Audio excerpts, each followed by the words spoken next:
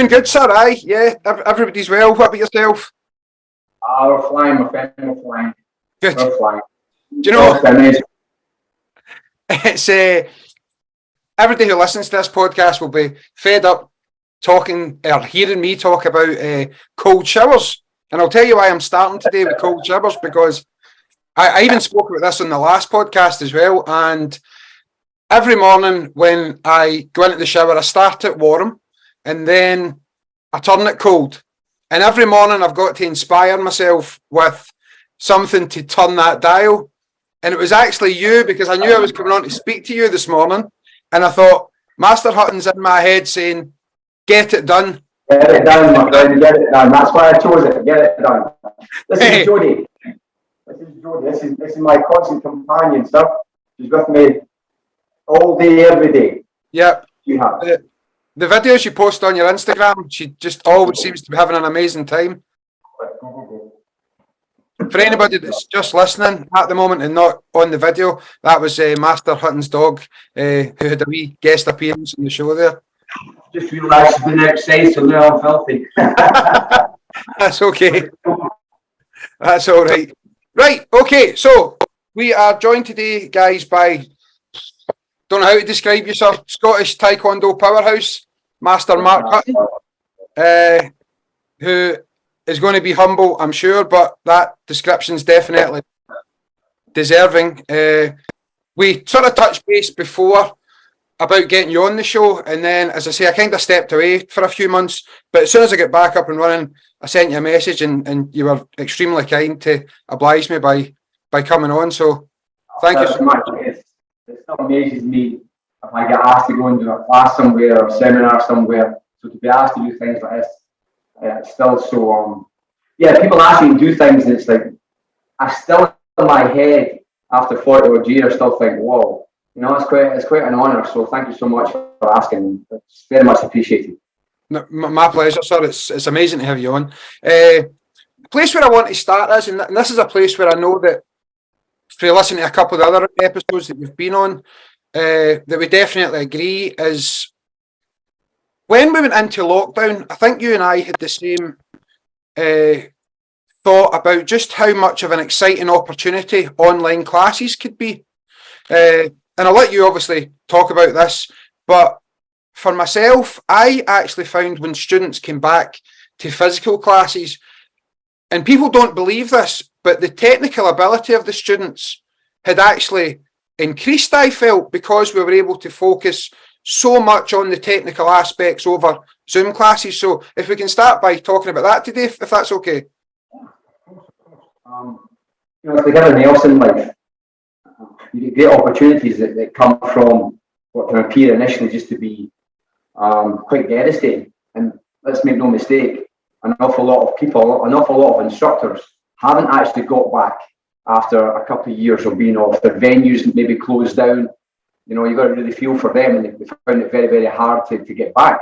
And some, it's almost like a student who's losing a little bit of interest, a little bit, and a holiday comes up.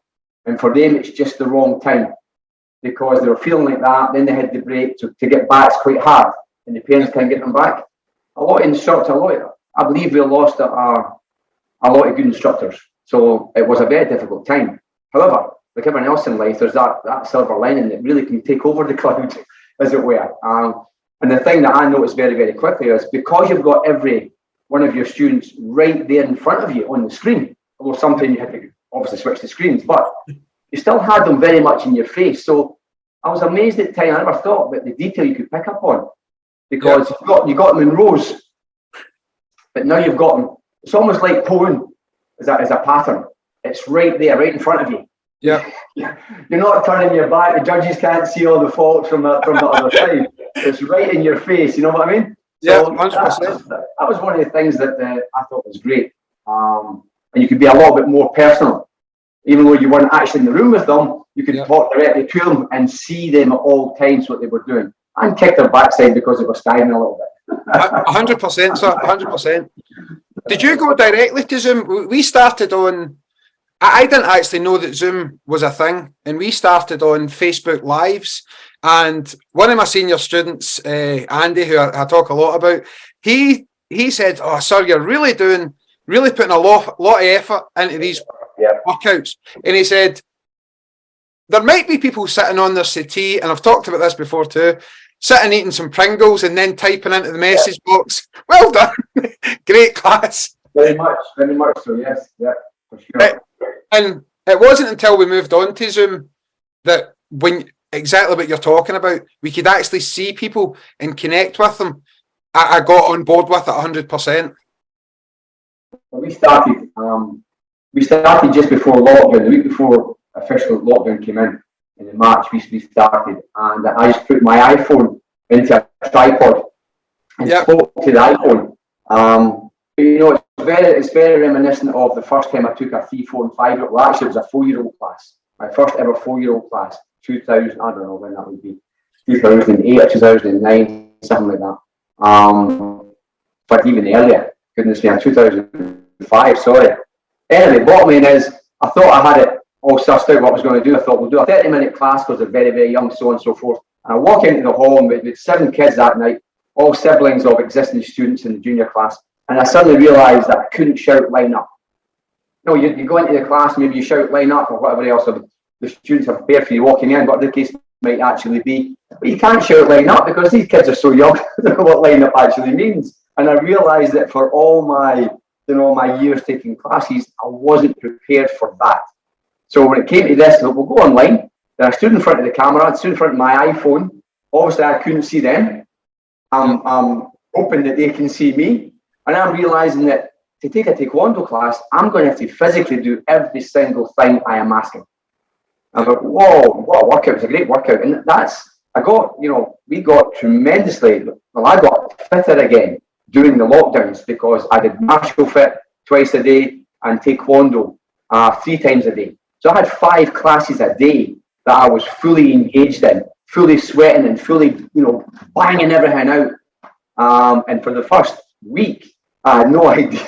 I had no idea. Other than some comments afterwards, if anyone was even watching me. So that's when we went to Zoom, and suddenly I could see people. It was so much easier seeing people. But it's like everything else. It's, we teach every day. The most important thing that I teach is about getting out of your comfort zone, getting comfortable in uncomfortable situations, and that's what we did. And the instructors who didn't do that, they lost out. Because the instructors, we've got to keep putting ourselves into uncomfortable situations, like we are daily asking our students to do. From the person who walks into the door for the first time, right to your black belts, you're putting on the floor and saying, step sparring, or, show me some street defence, show me this, that, and next time, but show me it in front of everybody. So it's important that we put ourselves in that area. And I think people like yourself did that straight away. We did it here straight away. And for the ones who did, their students thrived. And the ones who didn't, well, unfortunately, we lost some of them. Yeah, it was, as I said at the beginning, I was so surprised and then very pleasantly surprised that, and maybe, do you know what it made me consider? And again, I'd love your opinion on this. I wonder if we try and teach too much, as in the Dojang, and when we were in Zoom, I would concentrate on a set number of techniques perhaps, or some leg strengthening exercises, and that kind of got back to, dare I say it, the olden days where it was half an hour of down block, down block, down block. And people come back and all of a sudden their techniques were crisper and sharper, technically better. But the reason for better, for me, is people teach pattern far too much. They teach pattern far too much. By that I'm talking about they teach the pattern. Oh, they don't teach the pattern, sorry. They give the pattern far too much. So in other words, your patterns, and that is use the word wrong. I try to avoid a little bit, but the bottom line is individual movements should always be performed against an actual opponent. So you get up and down the hall, you're banging it out, but immediately just get them in twos and hit each other. Everyone has to hit each other. So everyone has to hit each other. Everyone hits me, I hit everybody. So when you're doing pattern, that is lost. So it becomes about the choreography and not about the actual application of the movement. So when they're so well versed in the application of the movement, which they had to be on Zoom because there wasn't enough room to do pattern after pattern. So you've just got these guys, over and over and over. and they've got that movement so much sharper, so much better. So when they come back, individually, they're in better condition, better understanding, and their techniques are physically better because we're not doing pattern every night. We're doing one-on-one stuff. If there was two on the screen, I had them hitting each other, making sure the block was deflective, making sure what the case may be. So that's why they came back better, because we do far too much, 16, 19, 21, 24, 28, 38, 32, 37, 20, just reaming out the pattern. So for me, that was the main reason. Can I just, I'm going to pause for a wee second and tell anybody who's just listening to this episode to really give consideration to coming off of Spotify or wherever you're listening and get onto the YouTube video, because Master Hutton can't talk about Tae Kwon Do without being physical. So get onto YouTube and you're going to get a much better experience of this podcast, and never ever stop that. It's a little bit animated. I'm almost animated sort of thing, which we should be. We're talking about our passion in life. We absolutely should be. We should be. Do you know, I spend a lot of time in classes, and again, when I'm speaking to someone like you, I'm sitting here as the host of the podcast, but also a student of Tae Kwon Do, and there's lots of things that maybe I'll say today that I'm looking not only for your opinion as for the show or for the podcast, but also for my knowledge as well. So you touched on the physicality of stuff.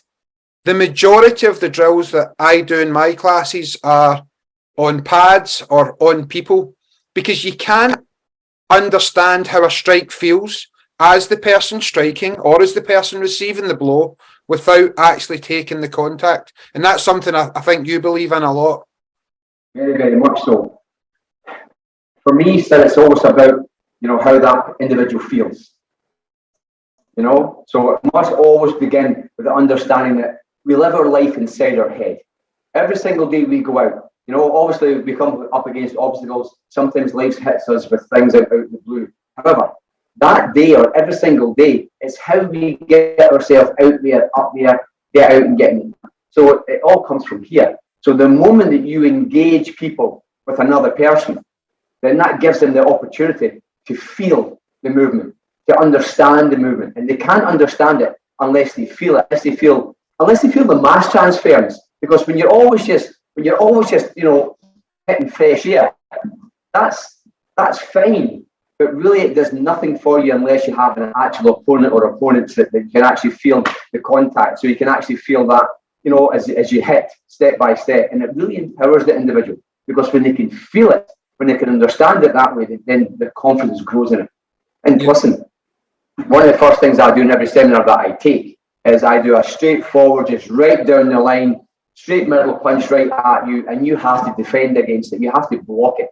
And the amount of people that can't actually block it, because what they're doing is they're facilitating the block by punching out to the shoulder line, and the other person is blocking inside the arm, and they think it's working. But unless you really tighten these things up, it's amazing the difference it. And when you see people doing it, you see their eyes lighting up, because they can actually feel how this works and how it doesn't work, and how easy it won't work unless you have a few little tips in hand, like moving forward with the Song Maki, you've got to be off that 45. Well, it's not going to work.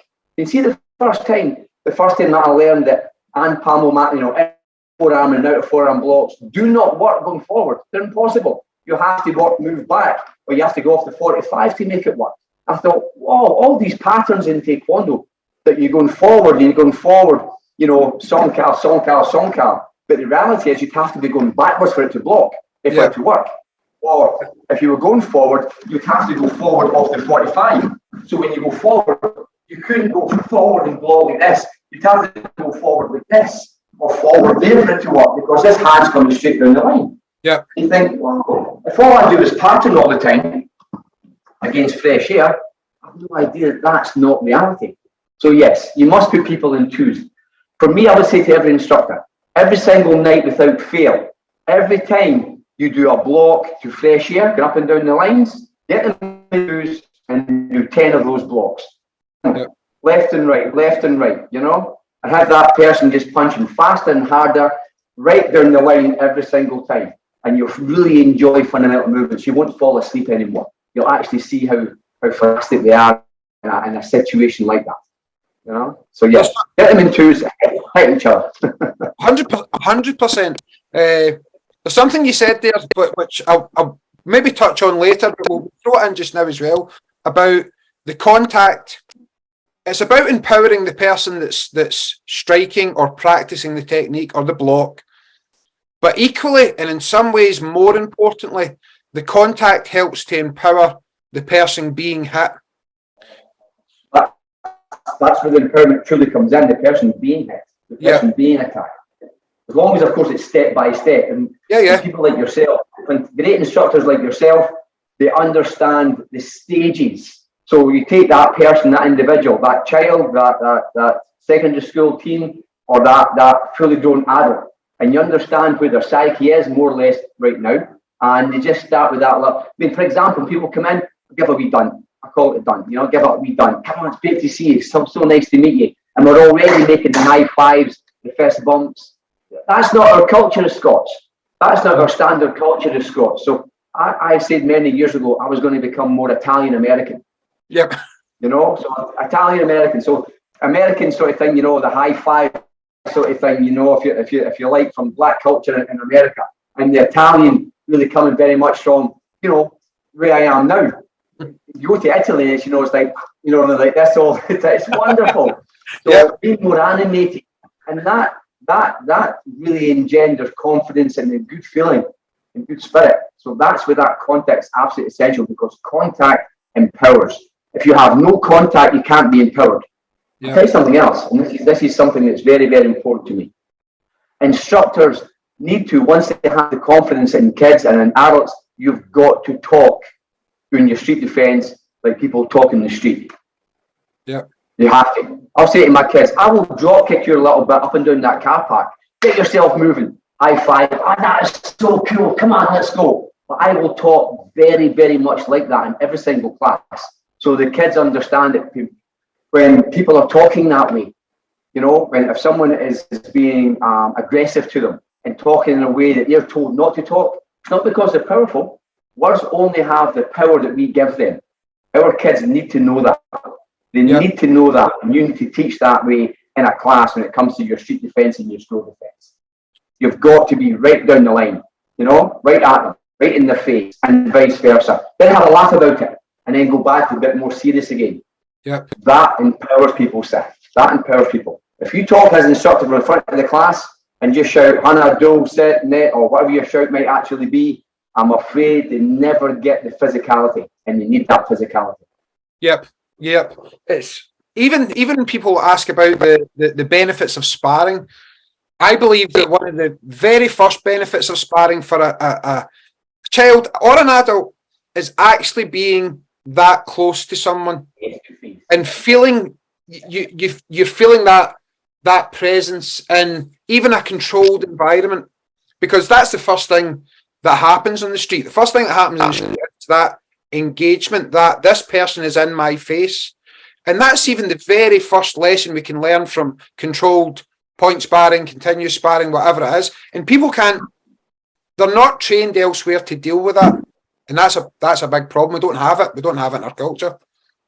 The biggest thing that for me is when I realised that my first 20 years in Tae Kwon Do was sport. Yeah. And I hadn't realised that. I hadn't even thought about that. I mean, again, whenever I'm doing my seminars,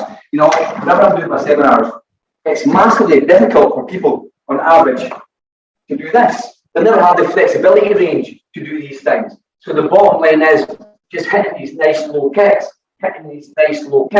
Low kicking is phenomenal. Yeah. People put far too much emphasis on their physicality, the flexibility.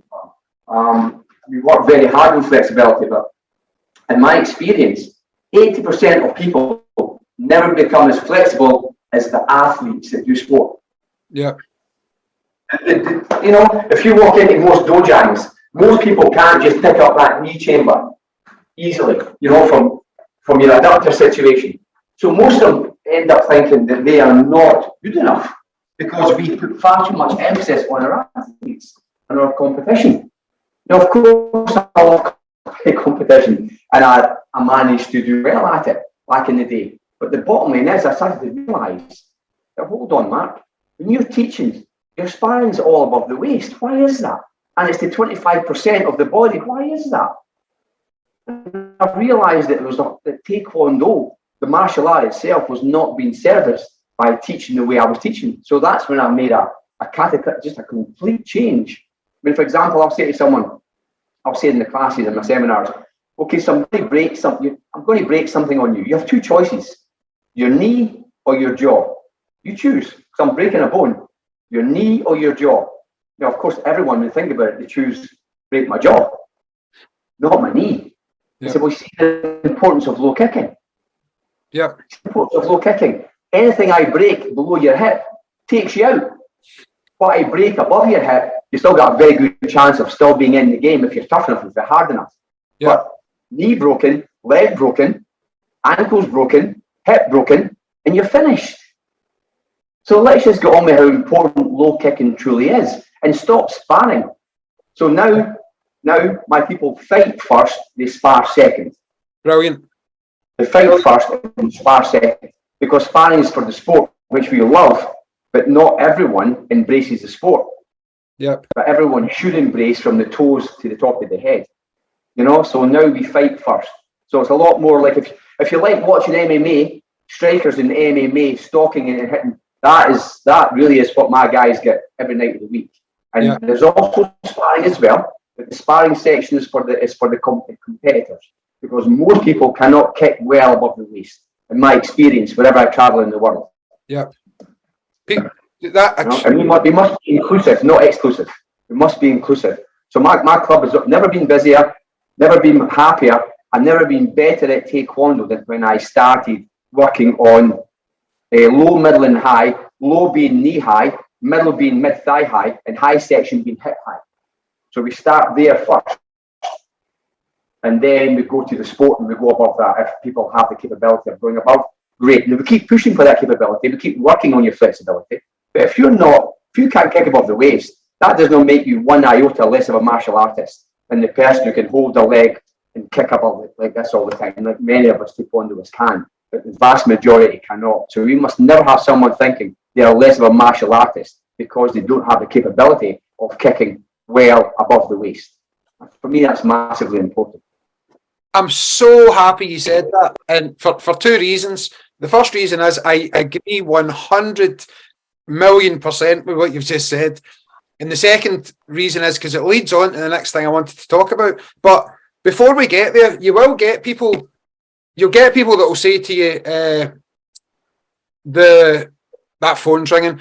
Anybody who watches or listens to this podcast, you know it's warts and all. So the phone goes. Master Hutton's dog's involved. The postman might come to the door. It's all in. That is life.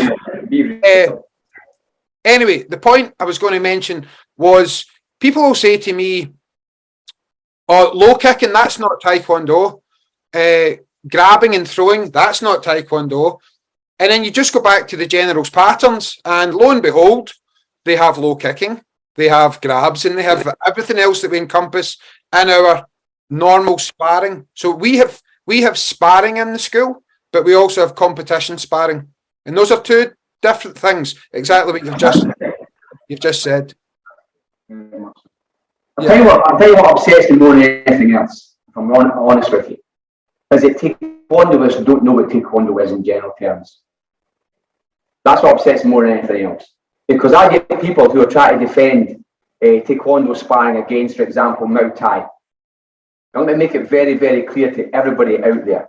You know, Muay Thai is unbelievable. It is wonderful. It is amazing. It is incredible. It's a striking art. It is second to none. So is Taekwondo, if you know what Taekwondo is. But please, please never ever think that any Taekwondo sparrer should ever stand on the same floor as a Muay Thai. Not a Taekwondo sparrer. A Taekwondo is fighting how Taekwondo should fight. Yes. But not as a Taekwondo sparrer. It breaks my heart to see the video going around the world of this 7th degree who doesn't know what he's doing, unfortunately. who goes forward with a jabbing side kick against a Muay Thai guy in the ring. That shows he is totally no understanding of how to utilise Taekwondo and no understanding of how unbelievably dangerous his opponent is, because he has now just given himself to that Muay Thai man. And that Muay Thai guy does what he normally does. He's a devastating individual who says, thank you for the present, now you're dead. For any person to go forward with a stupid jabbing side kick that has no speed, power or intent to destroy is ludicrous. Why he's not trying to break that guy's knee like that guy's trying to break his knee is beyond my belief. He is kicking above the waist with a jabbing side kick. So they all go there. See, Taekwondo's useless, Muay Thai is great. Muay Thai is great. Taekwondo is not useless. That exponent is. He has no understanding. He has been taught poorly. I'm sorry he's 7th degree. I'm very sorry that he is 7th degree with no understanding what Taekwondo is. He's just shown it. Okay. So that's what upsets me very much. It really does. Please out there, don't think that Taekwondo sparring should stand up against Muay Thai. It never can. It wasn't developed to do so. It was developed as a sport. There's a reason that it's only touch contact.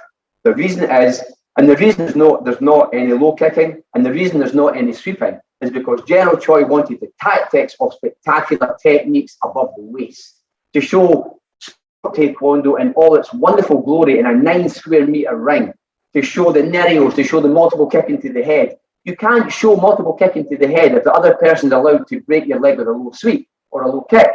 So General Choi, you know, and ITF technical committee, they chose, you know, and goodness gracious me, Grandmaster Hero Cho was right at the forefront as a devastating sparrer, kicking above the waist.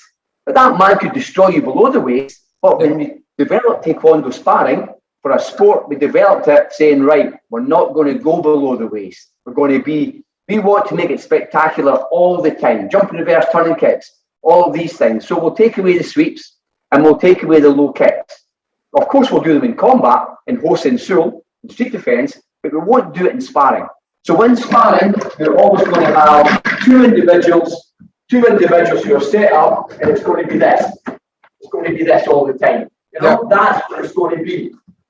And we're going to be safe in the knowledge that when we're doing this, no one's going to break our leg because it's not in the rules. But to fight, you're fighting this way, you're fighting this way. It goes low, you're snapping low. You know, you're kicking or your donios or you're pressing kicks to the here. You're breaking with it here. You're hitting vertical knife hands. You're hitting horizontal knife hands to the throat. Yeah. If you're in close, taken to the ground, please. Fingernail push-ups, please. My toenails and my fingernails. Yeah. Push-ups. Fingernail push-ups. Not inside of the fingers, but fingernails. So when you strike the songkap to the eyes and you bounce to the eyes, then that's how we fight. If you tell me what MMA or Muay Thai gouges eyes out, they don't, because of course it's far too dangerous. They can, by the way. They keep it out of their sparring. It's not allowed. But for Hosen Sul, we're supposed to know that Sansangit Tulgi and Tosan what it's for. Now, there's only one, but the moment there's one, you of course have to explore everything from the song back to the eyes, you know, to the lights, to the everywhere. But you must have. Yep. That must be strong enough to be able to use it. And if you don't, then that's your fault. So by green stripe, our people should be onto the fingernails doing push-ups. Because Son Tonka is required. Yeah. You know, follow me? And when we do some of the Bolchomaki and you go, you have to be able to have the guy coming straight at you, and you have to understand that you're not going forward as in the pattern. Of course, it doesn't work that way unless you go 45. You have to know that if he comes straight forward hitting these things, if you're moving back and doing your damage to grab from here, and then you can hit and strike. So every time you got a pattern, that Songkal and or Pariki here, you're just straight here, and you're striking with the Songkal. That makes you devastating, as you know, sir. But unfortunately, Taekwondo's don't know, because vast majority of times the instructor's been a sport instructor, and they're teaching sport Tae Kwon Do, so they're given the pattern and they have no understanding what that song call is for. So all they're doing is just little pathetic, and especially ITF, who do this down up down thing like oh, it breaks my heart. It's not explosive knee strength, so everything is slowed down. So people don't have the physicality or the understanding.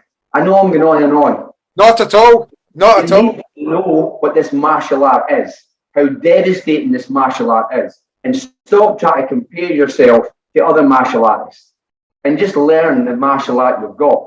And it breaks bones from your toes to your skull. Yeah. My goodness me, it was developed. It was developed in the army. You just took words out my mouth there. My goodness, the White Tiger Division and the Black Tiger Division in Vietnam had more kills than any other division. The Viet Cong were told not to engage the Koreans wherever possible because they were just devastating killers. Now, that's not purely Tae Kwon Do. Of course, there was other things developed within that, but that's where Tae Kwon Do came from. Yeah. When our masters, including Hilo Cho, went round doing the demonstrations, at the end of the demonstrations, General Choi would ask if there was anyone who wanted to challenge them. And people came and challenged them. And he would send out, you know, Han Cha Kyo or Nam Tae Hee or Park Jung Soo or whoever, and they would fight. Yeah. So please, know what your martial art is. Be proud of what your martial art is. And learn how to destroy and to devastate. Of course, learn how to mentally be strong enough not to get in that situation in the first place. Of course that. But you have to know what your martial art is. And please stop this high kicking nonsense as though all we do is kick above the waist or try to kick to the head. You're supposed to kick to the head for sparring. That's why we give 3 points for pineapple kicks, you know, the head shots. Yep. 2 points for the fight, for the kicks to the body. Only 1 point for the hands because we want to develop the legs in sport as well, for the spectacle. But they must know that the sport is only a part of the do. We must be showing this much better. That's my main thoughts, to be honest with you. I'm going to shut up, so I don't want all day. Not at all. Not at all. That's why you're here. Let me just take another pause there and just put this on record. And people know what I'm going to talk about, but I have the utmost respect for you in many different areas. One of them. Sorry. Is there a what coming? Not at all. No, there absolutely isn't. There absolutely isn't. One of those areas is the position that you hold as one of the most highly respected masters that we as Taekwondo practitioners have. So to have that stance that you have, and I believe it's 1,000,000% the right stance and the right belief, is brave, and it's showing integrity, and it's going against a big tidal wave that we fight against all the time of what certain individuals want us to believe that Taekwondo is, and to have an 8th degree of your stature stand and sit and jump and do all the things that you're doing and say, no, people, listen, this is actually what this is about. I think that needs recorded. Hence why I'm saying it live here on the show, and I want people to know that the respect that I have for you for having that stance, because it's right. It's a hill that I will die on. That everything that you've just said is 100% accurate. Well, we should do our best to be, as I said before, people come to us. When people walk into the door, it's very rare they walk into the door to be champions. It happens, but it's very, very rare. People are coming along to a martial art, you know, to find themselves, to empower themselves. And if we don't give them, you know, information, if we don't show them, you know, everything that we have and keep it as real as possible, if we give them a false sense of security, then we're doing the biggest disservice we possibly can. Yep. You know, if I don't know something, then I just say I don't know. I'll find out. It's pretty straightforward. To me, it's the most basic, simple thing. Teach your people straight away. Make mistakes. Hell, make the biggest mistakes you can. The bigger mistakes you make, the more you try, the greater success you'll have. All these things, like the most successful people have failed more times than everybody else. And this is all very true. So we have to understand and we have to put ourselves out there and say, hold on a minute, and please let me come to sine wave just very, very briefly. I want to talk about that anyway, so go ahead. Yeah. It's in the training secret. It's very, very simple. You know, you perform sine wave by utilising knee spring properly, and quite simply put, what you're doing is you're springing into action. You're springing. You spring. Your knee springs. You explode. So if I'm moving forward in a do sense, you know, in a middle punch, I spring. My knees spring and my hands explode. You see this? That's explosive movement. That's my action and reaction. There's 3 ways to generate power in Tae Kwon Do. Okay, 3 ways to generate. You have your action and reaction here. Yes? You have your mass transfer. You've got to get your mass through that guy or girl as fast as possible. We have to agree on that. Everyone does. Yep. Speed times mass. Mass times speed. Understand that. So you have to spring as you move, not stand and step. If you step as you move, then that can't be as fast as, as exploding. So knee spring, that's knee spring. Now that knee spring, the moment I spring my knees, they have to bend, that's down. You explode, when you explode and fill your lungs, your body raises. And of course you go down at point of contact only because your opponent's out there somewhere. So to step forward, to step in, your body has to drop. That's your down, up, down. But the moment you make it down, up, down. Come on, people. What's your opponent doing when you're squatting on the dam? What's your opponent doing when I do this? Is he waiting for you? Because you're done. Yeah. Knee spring. That's knee spring. That's knee spring. That's knee spring. That's knee spring. People say, you never see a boxer doing sine wave. I'm sorry, but you have no idea what you're talking about. Because any boxer who moves, the body undulates up and down. My goodness me, a boxer didn't stay on the same line. Yeah. Knee spring on. That's knee spring. Every fighter in sparring don't use knee spring in sparring. Really? Honestly? So when I go forward from here, when I move forward from here, my knees are springing all over the place. My knees are springing all over the place. See? Height, drop. Yes? Up and over, down. That's knee spring. Come on, people, wake up. What they're not doing, of course, is this. But some are, and that's the problem. No, not some, the majority. Well, okay, I'm trying to be polite. No, sir. I'm polite. My seniors, I have incredible seniors. The ITF Technical Committee right now is unbelievable. It has got incredible people on there. People like Master Yedu in Poland, like Master Suska, Master Sakaman in Italy, Orlando in Italy. Who else is on there? Can't think off the top of my head, but these are just some of the incredible athletes and martial artists I've had the pleasure of competing with, training with for over 30 years now. I know these gentlemen, and they are exceptional. They are exceptional. However,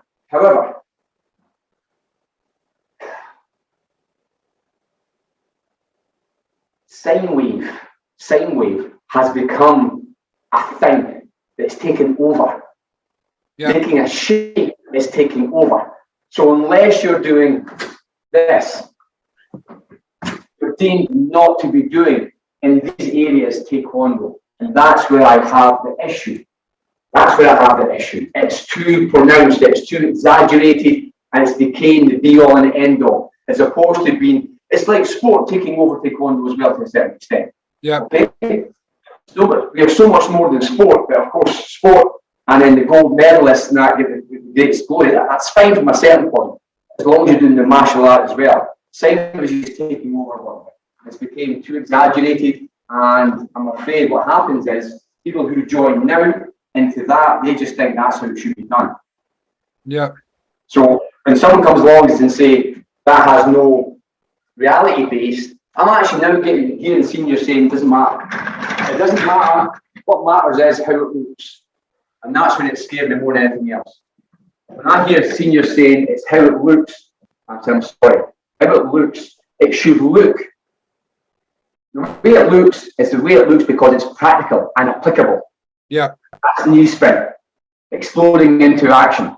But this down, up, down, slowing the movement, down situation, I'm afraid that's something that upsets me greatly, that disappoints me greatly.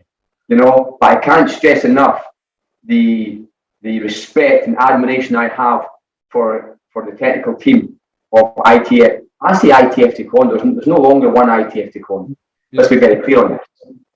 There's different groups of ITF Taekwondo, and I do not wish in any way to impugn the right of anyone to say I'm ITF or I am Taekwondo. General Choi had the option 50 years ago to patent the name Taekwondo, so no one else could use it, and he chose not to do that. Yeah. He chose not to do that. So ITF Taekwondo was the first Taekwondo without a shadow of International Taekwondo Federation. That's just history. But at the same time, running alongside it was the sports side, which then became the WTF in 1972. But WTF was also there in 1962. It wasn't in 72 that they officially recognised to the world, but it was also there much earlier. Follow me? It was there much earlier. Yeah. So General Choi came down his line of the martial art that way, International Taekwondo Federation, and others went down the sports, developing through. And General Choi did not want to remove Taekwondo from them or anybody else. So General Choi's decision was to make Taekwondo for everybody. Yeah. So who am I? And I used to be one of those guys back in the days as a much younger black belt who would think there is only one Taekwondo, but there's not. Right. There's I've actually noted that down before I come on with you today, and I've put a wee asterisk at it so we can come back to that, because I definitely want to talk about one Taekwondo, because my belief in that has changed as I've got older and, dare I say it, maybe a wee bit cleverer or smarter. We're wiser. I hope we're wiser. I think we are wiser. I think anything that brings people together has to be wiser. Has to be wiser. But before we get to one Taekwondo, let's stick on, and I wrote this down as well, and thankfully you've mentioned it. I have students, and we go to tournaments, and I'll teach the way that I've been taught to perform patterns is to generate as much power in each technique as I possibly can. And what that leads to, and I think this is something I actually got for yourself as well, sir, was in many cases ugly Taekwondo. And I have students who perhaps don't place because they didn't meet a certain criteria of a certain tournament. And I'm actually unwilling in the majority of cases to change that, because if a student comes off having performed a pattern with techniques that I believe will be effective and at the very core of Taekwondo, I'm not changing that, and I'm never ever going to criticise them for it. And I call that ugly Taekwondo sometimes, because if you're throwing, let's say you're throwing the knife hand strike, L stance and Dangun pattern, and this is coming from your hip, it's coming from the torso and the shoulder, and you stumble, and this is prevalent in ITF competition, you lose that division because you stumbled. Whereas I would much rather a student throw that knife hand strike as if it was going to break someone's jaw, and I will never ever criticise them for that. In fact, I would fully endorse them to perform it that way. Well, you and I both. Simple fact of the matter is that, don't get me wrong, you shouldn't see a pattern stumbling all over the place. Not in any way whatsoever. However, a loss of balance while you're giving all the passion in your heart and soul, as opposed to someone who is obviously holding back so much to make sure they're hitting all the relevant marks. There has to be a balance of how that is judged. So in ITF Taekwondo now, a loss of balance is massive. It's absolutely massive. It wasn't as big as that many years ago. Certainly not in my time when I was competing. And I believe that should still be the case. At the end of the pattern, if the block has not been an effective block, and I mean how it gets there. I'll give you another example of that. When you are taking your hands directly back, then they have to be going directly forward. And I'm afraid directly, as we both know, 90+% of all blocking in Tae Kwon Do, as in most martial arts, is deflected. It needs to be angular. It needs to be angular. So you have to be across, forward, across and forward. If your hands go straight back, if you block inside the framework of your body, then it can only go forward. It has to be outside the framework of your body. This way, it blocks here, it deflects. Yeah. So if you're blocking straight here, there, sorry, it's wrong all day long, it slides up your arm. If you're blocking inside the body, it goes forward, it can't be effective. So I don't care how hard you try, you know? It's not deflected. Yeah. You can't win. However, you then come and you perform the block. It can't be technical without power and passion. Understand that. So when I say technical, I don't mean technically correct. What I mean is they are going through the movements, and it looks right as far as how it gets is concerned. But it lacks passion, it lacks real energy, it lacks the basic components for the theory of power. Yeah. Speed times mass. If it lacks those components, you should never win. So I'll give you an example. I've got one of your students here on my left, one of my students here, standing right here. We're at an ITF Tae Kwon Do competition. Your student has no chance because the pattern is viewed a certain way. I understand that. And vice versa, how I went to yours. However, here's the point I wish to make. Your guy bangs it out. Do you understand? Yep. Your guy bangs it out. My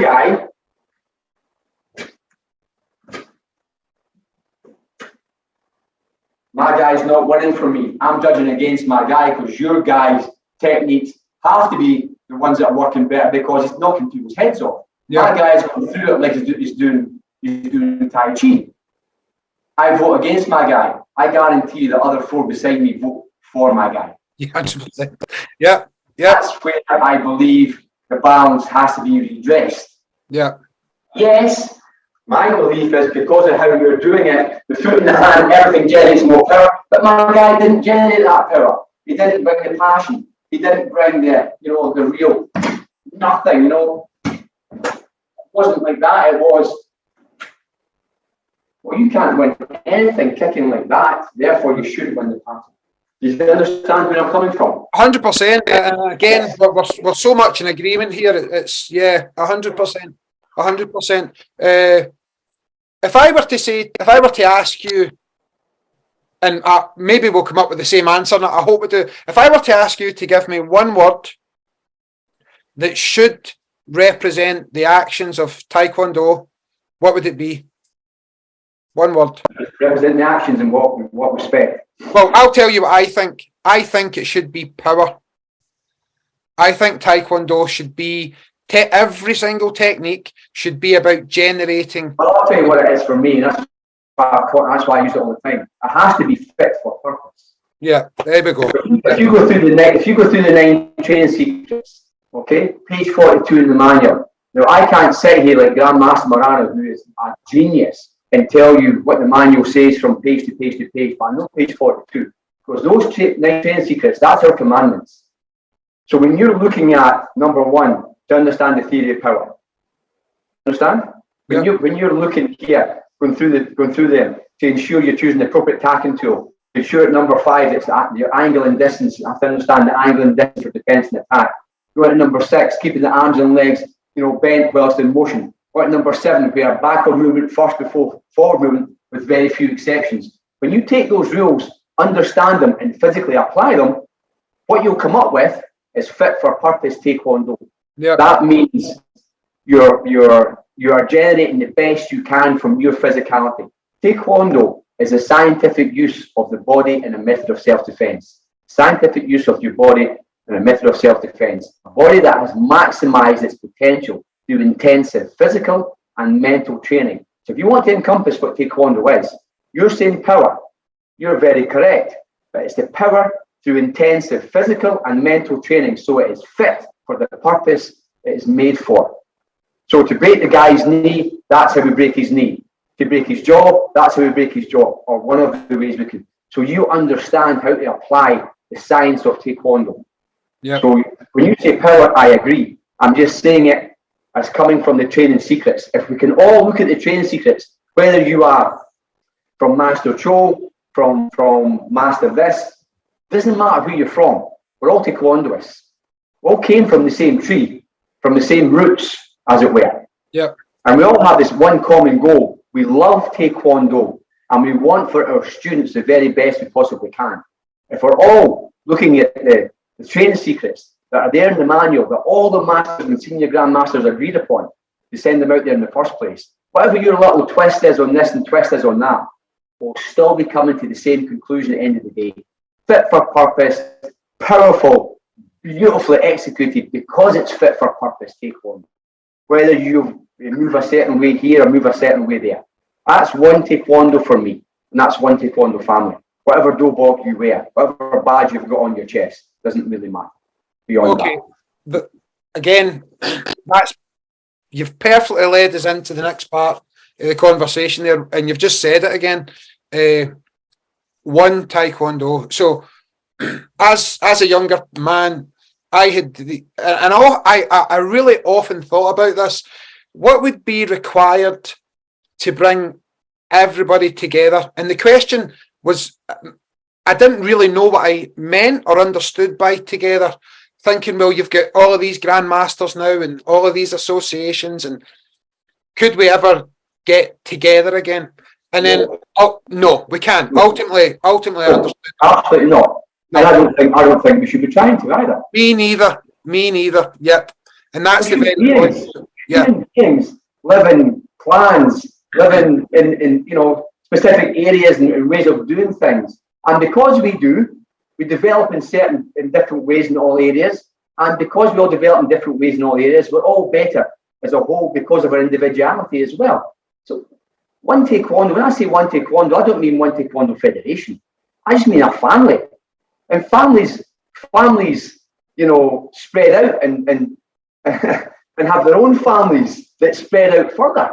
Yeah. And that's the Tae Kwon Do I'm talking about. The tree spreads its roots to everywhere. You don't stay in the same place.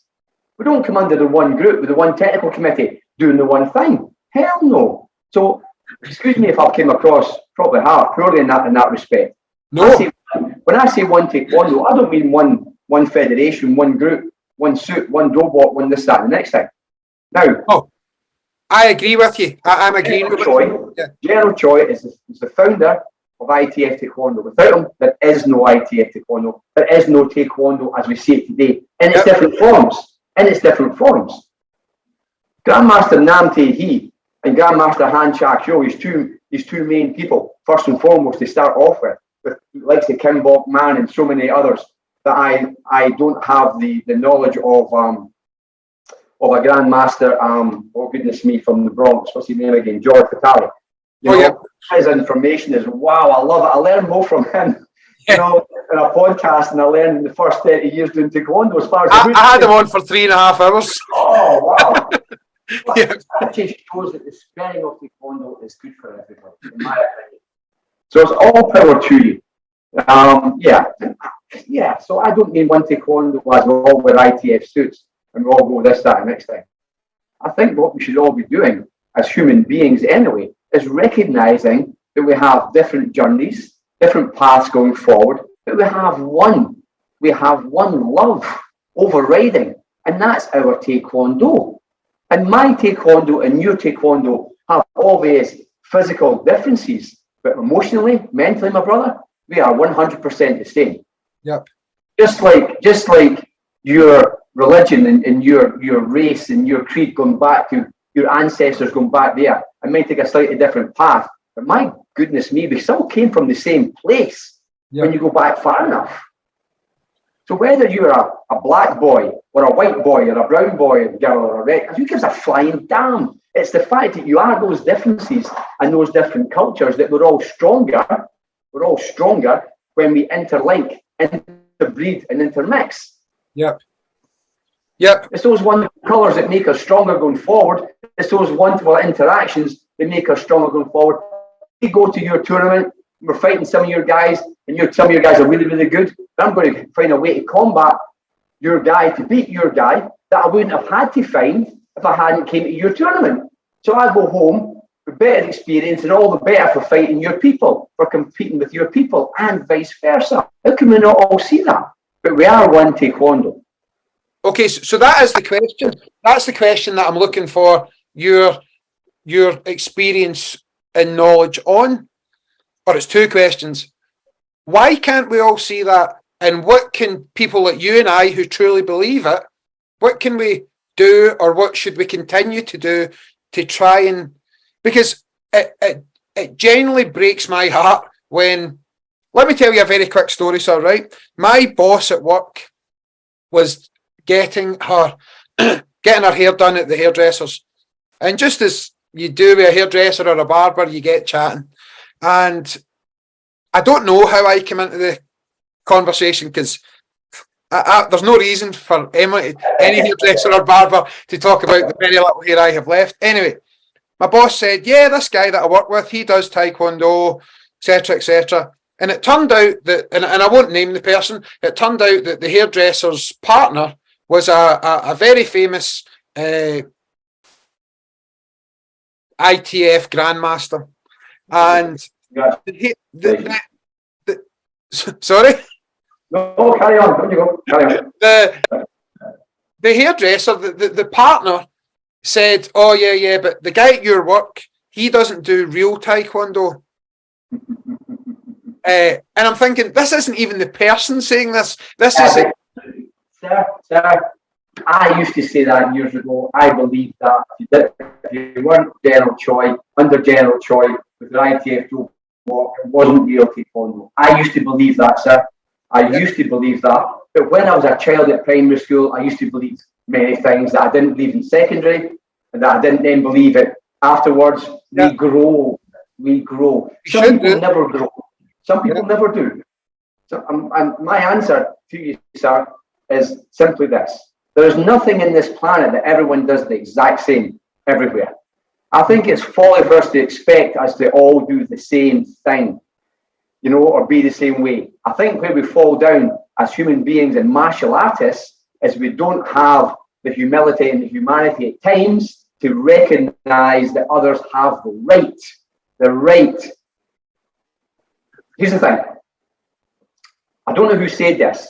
I'm not clever enough to remember all these things, but I love it. Democracy, true democracy, if you're a truly democratic person who believes in democracy for everybody, them all to have a voice, is that you can stand right next to someone who is shouting and screaming at the top of their lungs everything that you would spend a lifetime to defend against, but you still give them the right to say it, because it is their right to feel it, to think it, and to say it. So, your taekwondo and my taekwondo are taekwondo. They have some fundamental differences, but they're both taekwondo. Catholic and Protestant are Christian. Yep. They have fundamental disbeliefs in the Virgin Mary and the Holy Communion and the Trinity, but they are still Christian. Yes?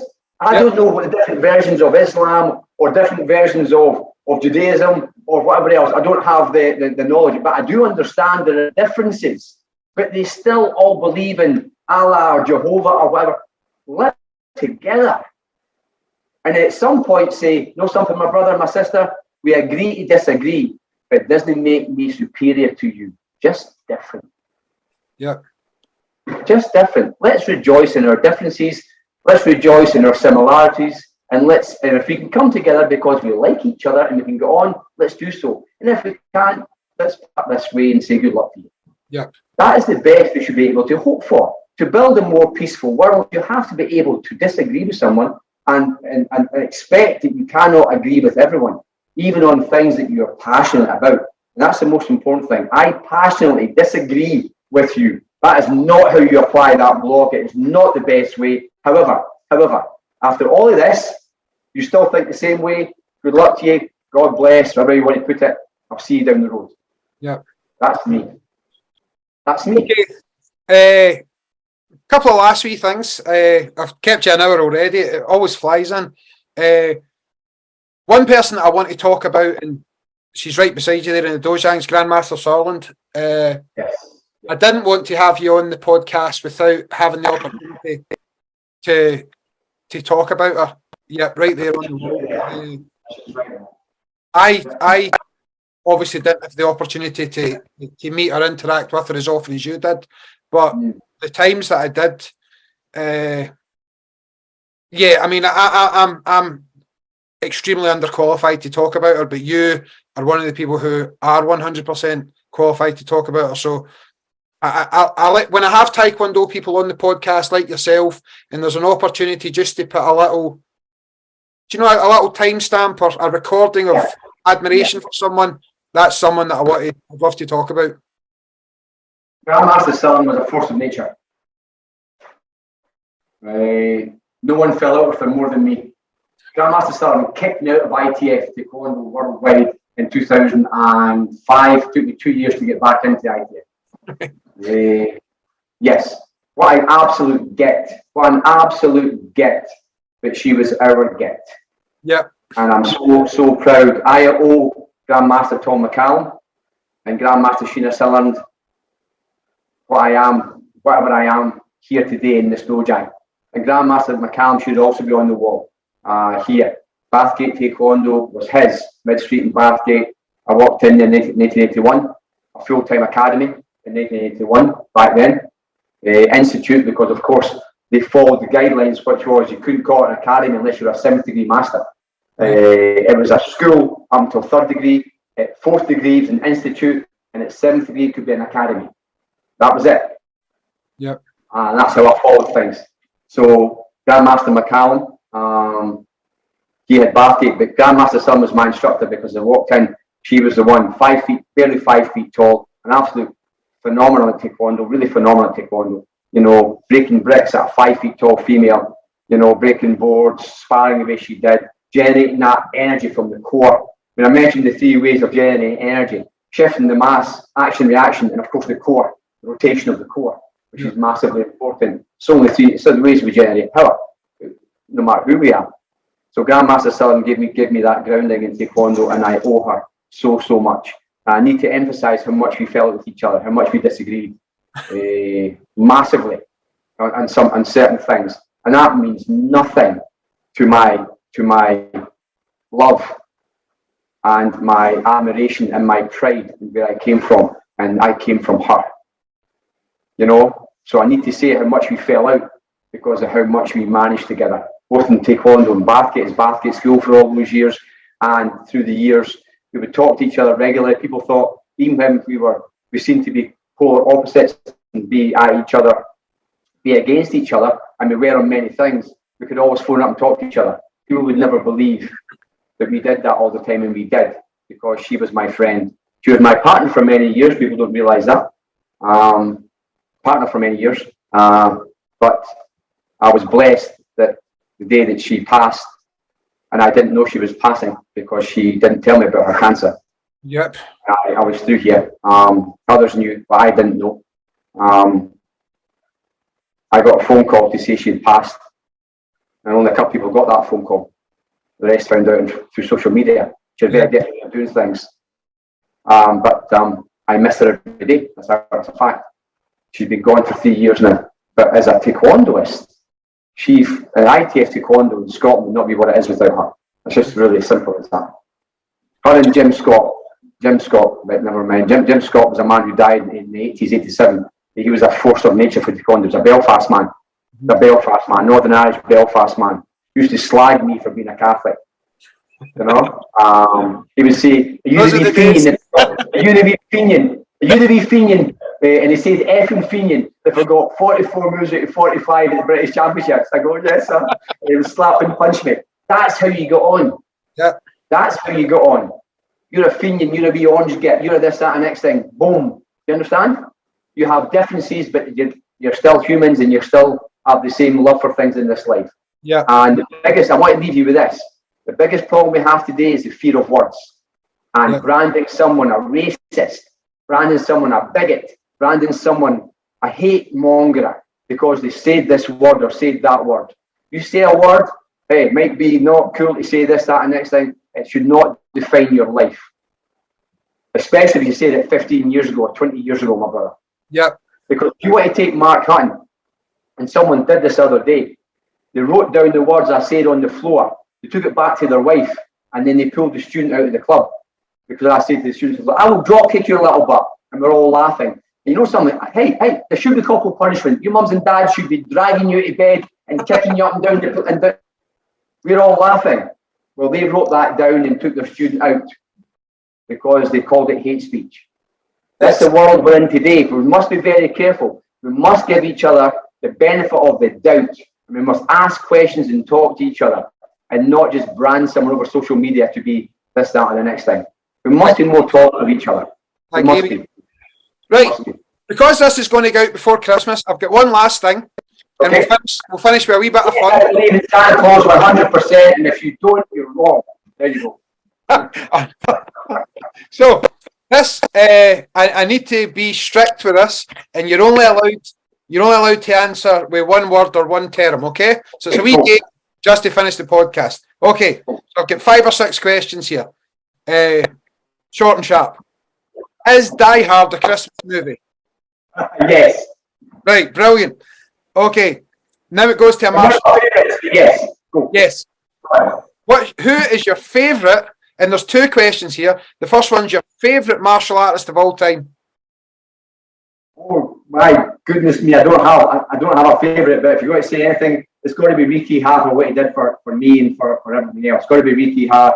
Halo Cho's right in there as well. There's a few I have to say. Arjun Tae, Grandmaster Vin Boss. Sorry, go. Okay, your favourite Christmas movie? A Wonderful Life. Oh, good choice. Wonderful Life. But also Santa Claus 3, because myself and my daughter are raised on the Santa Claus movies with Tim Allen. I love Tim Allen. He's great. He says it as he believes it. Okay, we're nearly done. Here we go. Turkey, yes or no? Say again? Turkey, yes or no? Some people love it, some people hate it. What's that word? Turkey. The meal, the turkey. Oh, turkey, sorry. Turkey, yeah. Turkey, yes or no? I'd rather have an extra juicy chicken. Right.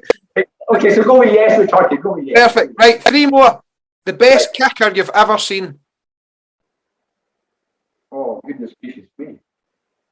I love Dorian Byton back in the day. Park Jun Tae. But I suppose the best overall was CK Choi. Grandmaster CK Choi. Wow. Plus the fact because he could fight like an absolute beast, beating people up all over the place. This man bought a pub in Canada in the roughest area just to keep his taekwondo and his fighting skills sharp. So that's what you call a master for me. So CK Choi. Okay, you might have kind of answered this, but this is the very last question, Master Hutton. The very last question. Give me the greatest, doesn't have to be Taekwondo, the top 3 martial artists of all time. Bruce Lee. 1. I thought he was phenomenal. Yep. The more I've looked at him, I still think he was a phenomenal, especially back from then. And Grandmaster Park Jun Tae told me he was, because he trained with him for some time. He learned from Taekwondo, but he said he was, so definitely yes. Martial artist, Park Jun Tae's got to be in there as well, I have to say, because he was phenomenal. God rest his soul, definitely. One spot left. One spot left. Well, the biggest influence on me again was Ricky Ha and Vin Boss. So yeah, I know there's 4 there, but Ricky Ha was phenomenal. It really was. His presence was just wow. When I think of Master, I don't think of me. I think of him. That's for damn sure. Right, Master Hutton. As I say, that's over an hour that I've had you, and it's been a brilliant chat. So it has. We're going to try and, in fact, we'll get this out before Christmas, possibly even tomorrow. That'll be Friday, just before Christmas Eve. So have a wonderful Christmas, sir. It's honestly, we tried to get this organised, as I say, before I took the small break, but to get it done so quickly afterwards has been an absolute pleasure. Really. Thank you so much for giving me the opportunity, especially because hopefully a lot of your students and from your group will be listening to this. So I want them to understand, because they feel all sorts of nonsense, but that ITF, from Master Choi, from wherever you actually are, my blessings to you, because you're Taekwondo through and through, from my heart to your heart. you know, God bless, and have a wonderful, make it the best festive season you can by looking after other people, because as taekwondos, that's what we do. You know, really. You train harder than you train right now, your swords. You know, so that's it for me. God bless everybody. Get it done. Okay, sir. God bless you. Thank you so much. Thank you so much. Thank you so much. I'll God speak to you bless. soon. Thank you. Take care. Bye bye. Thank you, Bye-bye, sir. everyone. Bye bye now.